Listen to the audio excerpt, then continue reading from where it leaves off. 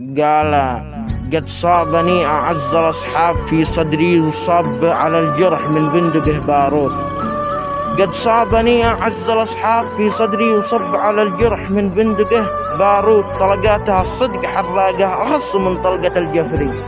مثيل الرمح المزموم الذي من مفرده منحوت. وقعت الغدر من قفا ظهري واشتد القلب وانقطع عن لسان الصوت. وخطيت بالدم للزمن مكتوب يا خوي عمري. ومت في لحظة دون حتى ما يجيني الموت. حسيت الألم في داخلي يجري وحلفت لابد ما أخذ حقي وبعدين عادي لا أجاني الموت.